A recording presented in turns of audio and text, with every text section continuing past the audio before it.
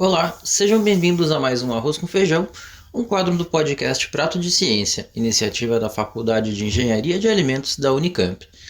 Meu nome é Juscelio Pullman de Medeiros, sou professor de Serviço do Vinho e Bebidas do Instituto Federal de Educação, Ciência e Tecnologia de Santa Catarina, no campus Florianópolis Continente.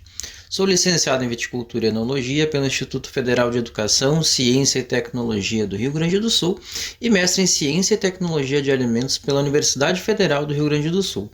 E estarei com vocês nos próximos minutos. Espero que gostem e aproveitem.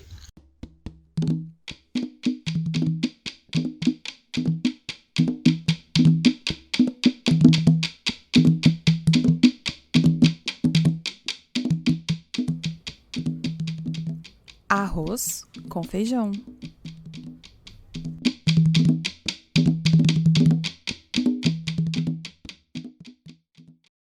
E o assunto hoje é vinho, ou espumante. Ou seria vinho espumante? Pois bem, alguns ou muitos de vocês já devem saber que espumante é sim um tipo de vinho. Esse é o motivo pelo qual falamos o espumante e não a espumante. Espumantes são vinhos cujo gás carbônico é produzido naturalmente. Este gás lhes confere a efervescência, que os mais experimentados chamam de perlage, em alusão ao colar de pérolas, em relação ao aspecto das bolinhas desprendidas do líquido. E a origem deste gás carbônico não podia ser outra que a fermentação. Se assim não fosse, não seria chamado de espumante natural. Pois é, entre o pãozinho do café da manhã e a taça de espumante do happy hour, há uma operação bioquímica fundamental. Sim, o gás que faz o pão crescer é o mesmo que aquele das bolhas do espumante, e o processo fermentativo também. A única diferença é que as leveduras específicas são usadas em cada caso. Isso muitos de vocês já sabem, mas você sabe o que diferencia os espumantes dos vinhos normais? Pois bem, na fermentação dos vinhos sem gás carbônico, chamados tranquilos ou, dependendo do local, vinhos de mesa, o gás da fermentação é desprendido livremente na atmosfera. Sim, sua inocente taça de vinho pode contribuir para o efeito estufa. Já nos espumantes, o gás é retido em um recipiente fechado resistente à pressão. Mas talvez seja útil, para entendermos melhor, vermos o conceito legal de espumante. Antes, é importante recordar que as leis variam de país a país, portanto, determinada definição no Brasil pode não ter equivalência em outra nação. Por outro lado, quando algum produto importado ingressa no Brasil, ele precisa cumprir com o que aqui é preconizado. Por espumante, também chamado espumante natural, entende-se a bebida de 10 a 13% de volume alcoólico e com um mínimo de 4 atmosferas de pressão, cujo gás é formado pela segunda fermentação de um vinho base para este fim. Esta etapa pode acontecer na garrafa, conhecida como método tradicional, ou em grandes recipientes, em diversos métodos como Grand Vase, Chaussée-Pied, Martinotti ou Charmat, sendo este último o que mais conhecemos e utilizamos. E o que é o champanhe? Aí reside uma série de confusões e polêmicas. Para isso, precisamos reconhecer que essa é uma denominação de origem controlada, que é o nível mais alto de indicação geográfica reconhecido pelo Instituto Nacional da Origem e da Qualidade, o INAO, algo equivalente ao nosso Instituto Nacional de Propriedade Intelectual, o INPI, só que é restrito apenas ao reconhecimento de procedência. Aliás, não custa esclarecer que AOC é um acrônimo de Appellation d'Origine Contrôlée, que não deve ser traduzido por apelação de origem controlada, pois nada mais passa do que o vocábulo francês para denominação. Sendo uma denominação de origem, somente pode chamar-se champanhe o produto que vem da determinada região francesa. E não bastante, siga as regras estabelecidas. Em resumo, elas preconizam um espumante de 2 fermentações, elaborado a partir de uvas cultivadas na região delimitada, das variedades Chardonnay, Pinot Noir e Pinot Meunier, majoritariamente, embora outras castas locais possam ser usadas, e que repousa em garrafas por no mínimo 15 meses. Portanto, o nosso espumante nacional, por mais que siga o que é preconizado pelo regramento da denominação de origem controlada de champanhe, não pode ser chamado como tal, afinal, não é elaborado naquele local com uvas do mesmo território. Apesar disso, nossa lei comete certo deslize ao ratificar, em 2004, o uso de expressões como champanhe e champanhe com GN como sinônimos de espumante. Na prática, as leis de propriedade intelectual proíbem este uso, e hoje, somente uma empresa pode fazê-lo, isso porque registrou seu produto como tal antes da regulamentação da OC Champanhe. Em 1913, o descendente de italianos Manuel Peterlongo concebeu a bebida inspirada na técnica francesa, antes de 1927, ano de registro do champanhe. Mas todo espumante é de duas fermentações? Segundo nossa legislação, não. Temos o vinho Moscato ou Moscatel espumante, que é uma versão do Asti da Itália. Inclusive, este produto era chamado assim há alguns anos, mas pelo mesmo motivo do champanhe, este uso é indevido, sendo uma denominazione d'origine controllata, ou em português, denominação de origem controlada. O Moscatel é um espumante de fermentação única de mosto de uva da família das moscatéis, contendo de 7 a 10% de álcool e, no mínimo, 20 gramas de açúcar por litro. Atente para não confundir o espumante moscatel com os vinhos licorosos moscatéis, bem comuns em Portugal e na Espanha, e nem com vinhos de mesa de uvas moscatéis. Inclusive, a possibilidade de espumantes de duas fermentações varietais de uva moscato existe. Pareceu confuso? Então, preciso concordar, mas tem distinção entre esses produtos. Se existe espumante natural, quer dizer que existe espumante artificial? Não, embora possam existir, sim, vinhos gaseificados artificialmente. Nesses casos, há duas possibilidades. Uma delas praticamente inexistente, apesar de ser prevista legalmente, o vinho gaseificado.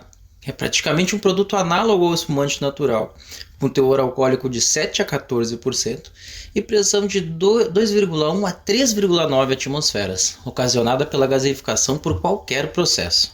Note que, a rigor, a introdução do gás pode ser inclusive por fermentação. Da mesma forma, temos o vinho frisante, que se diferencia do vinho gaseificado pela menor pressão, de 1,1 a 2 atmosferas, com gaseificação natural ou artificial. Perceba, portanto, que diferente do que se costuma dizer, um vinho frisante não é necessariamente fruto de gaseificação artificial, embora a gama do produto normalmente não comporte um maior custo com gaseificação natural. Nenhuma novidade para alguns de vocês? Ok, vamos adiante. Vocês que não viram nenhuma novidade até agora, devem estar pensando que, além do que eu já falei por aqui, à exceção do espumante moscatel, e eu já vou falar um pouquinho dele, todos os demais são vinhos de duas fermentações, ou seja, primeiro eles viram quase que um vinho normal, por assim se dizer, com a fermentação em recipiente não hermético. Depois, provoca-se uma segunda fermentação, durante a qual o gás é aprisionado no líquido. A região do mundo pioneira na produção destes vinhos é Champagne, onde o monge beneditino Dom Perignon, eternizado no nome de um dos mais prestigiados e caros champanhe, descobriu que podia beber estrelas. Calma que eu vou explicar. Todos os anos, o monge da abadia de Aubiers assistia triste a uma orquestra de garrafas explodindo nas adegas do monastério. Eram vinhos com a fermentação alcoólica incompleta, que após engarrafados, refermentavam na garrafa, ocasionando as temidas e entristecedoras perdas. Certo dia, tomado por um espírito etílico, os monges católicos não acreditam em espíritos, mas ok. Bom, possuído pelos anos de decepção com as garrafas perdidas, Dom Perignon resolveu beber o líquido que restou em uma daquelas garrafas. E eis que se viu bebendo estrelas. Não se sabe se foi a cócega das bolinhas na boca do abade ou o efeito do etanol. Sequer se sabe se essa história aconteceu. Mas aí estava a origem da celebrativa bebida. Depois disso, é claro que o método foi sendo aperfeiçoado. A indústria do vidro deixa de ser artesanal e, munida de muita engenharia, projeta garrafas resistentes e que não estouram tão facilmente. Os sabugos de milho e os panos adensados deixam de ser usados para vedar as garrafas, sendo substituídos pela cortiça, que logo foi descoberta por suas excelentes propriedades vedantes. O vinho passa a ser elaborado intencionalmente a partir de uvas menos maduras, de modo a não ser muito alcoólico, com o acréscimo de açúcar e a consequente formação de álcool após a segunda fermentação, retendo também o apreciado frescor trazido pela maior acidez. A fermentação do mosto ocorre até o esgotamento completo dos açúcares, e dado o clima muito instável da região, vinhos de diversos anos passam a ser misturados, o que é chamado de cuvée. A essa mistura se adicionam açúcares e leveduras, fazendo com que a segunda fermentação acontecesse dentro da garrafa. Dominada a técnica, o borbulhante vinho logo foi descoberto, mas não mais somente pelos monges, pelo mundo todo. E até hoje, a produção da região é relativamente pequena e disputada, motivo pelo qual não se encontram champanhes exatamente baratos. Bom, mas para aqueles que não viram, ou melhor, ouviram nenhuma novidade nessa quase que poética história, espero ainda poder surpreendê-los. Eu preciso contar que, além do espumante moscatel, nem todo espumante é de segunda fermentação.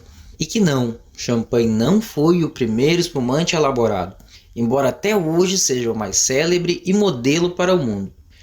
Essas duas questões se entrelaçam numa história pouco conhecida, que agora eu conto para vocês. Tudo começou lá pela época em que alguns navegadores teriam errado a rota e topado com um país desconhecido. Mas esse país fica na América do Sul e produz cachaça, então vamos voltar para a Europa. No começo do século XVI, em Limoux, no sul da França, uma ordem religiosa já dominava a técnica de produzir um vinho borbulhante, por mais estranho que isso parecesse. Na abadia beneditina de Saint-Hilaire, os vinhos espumantes não eram nada obra do acaso, e o homem já dominava uma forma um tanto diferente de elaborar vinhos borbulhantes. Aliás, esses tais beneditinos parece que gostavam de uma bebidinha. O licor beneditino não leva esse nome por acaso. Voltando a Saint-Hilaire, lá os monges elaboravam espumantes em um momento quase místico de lua minguante. Devem ser as tais bebidinhas que fazem eles acreditarem em espíritos e misticismo. De todo modo, nos arredores de Limoux, a uva era colhida precocemente, o mosto fermentava devagar, até ser engarrafado de modo tardio, quando o clima era novamente mais cálido, e então a fermentação, única, continuava gerando o gás desejado.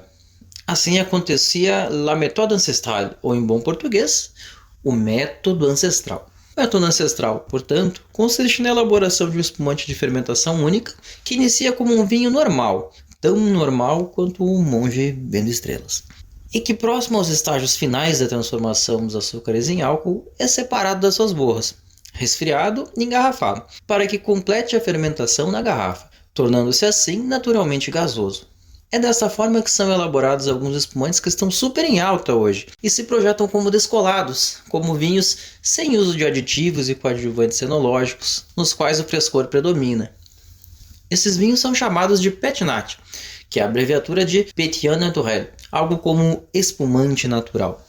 E o motivo para esses espumantes estarem tão em evidência não necessariamente é o método. Há um certo movimento que valoriza vinhos de menor ou nenhuma intervenção. Entre os argumentos de seus seguidores estão a maior genuinidade dos vinhos e também a presumida saudabilidade, embora a última afirmação não seja claramente verdadeira ou com respaldo científico. Mas deixemos essa polêmica para outro momento. Falando em polêmica, aí vem uma que eu não posso deixar de falar. Vocês devem ter reparado que nossa legislação, à exceção do moscatel, diz que os espumantes naturais são vinhos de segunda fermentação. Então, como ficam os demais espumantes de fermentação única? Pois então, não ficam, ou não deveriam ficar, uma vez que não são previstos legalmente. Na prática, já há produtos registrados sendo vendidos cuja elaboração foi pelo método ancestral. E digo mais, a produção de espumantes de fermentação única em tanque. Há mais mistérios entre o céu e a terra do que sonha a nossa avó filosofia, já dizia Shakespeare. As leis não são tão celestiais assim, mas entre elas, no papel e elas na prática, há, sim, um enorme abismo. Dentre as possíveis justificativas para que produtos que não deveriam, em tese, ser registrados já estejam regularizados, falo agora das mais plausíveis. Uma delas é a declaração de formas diferentes de elaboração do que aquelas que foram efetivamente realizadas. Também pode ter ocorrido descuido ou inexperiência de um fiscal agropecuário pouco familiarizado com a área de bebidas. Vale lembrar, as habilitações exigidas para este cargo são muito amplas, e entre um veterinário e um químico são evidentes as diferenças. Isso não é tão incomum fora do estado do Rio Grande do Sul, onde existe um departamento especializado em bebidas. Por último, destaco a própria fragilidade de definição do que é a segunda fermentação. Pois um vinho que tenha parado sua fermentação e arreatado após um tempo, para você, é de uma ou duas fermentações? Há um certo consenso entre profissionais e pesquisadores de que as definições de espumantes precisam ser atualizadas, e isso não foi um alerta de antivírus. Há inclusive pesquisas com bons resultados sobre esses métodos que são, digamos, alternativos para a elaboração de espumantes. Além disso, a realidade prática, se não significar fraude deliberada, sempre precisa orientar a atualização de dispositivos. Então é muito provável que em uma próxima revisão, os espumantes de fermentação única que não sejam moscatéis estejam contemplados. E para isso, servem as pesquisas e as instituições de ensino. Em resumo, todo o processo de elaboração de espumantes, seja pelo método de champanhe, seja pelo método ancestral, demanda uma enorme explicação, e é claro que não pretendo esgotá-lo aqui nesse episódio. Por exemplo, hoje não se pode mais chamar de champenoise o método de 2 fermentações em garrafa, pois é considerado exclusivo da denominação de origem protegida champanhe. Por isso vem sendo chamado de tradicional. Mas vou parando por aqui. E agora que eu já contei para vocês que antes do champanhe surgiu o Limoux méthode ancestral e, portanto, os primeiros espumantes eram feitos a partir de uma única fermentação, corre lá e pergunta para aquele amigo que diz que sabe tudo de vinho qual foi o primeiro espumante do mundo. Se ele errar, vale um espumante. Obrigado por me acompanharem e até a próxima.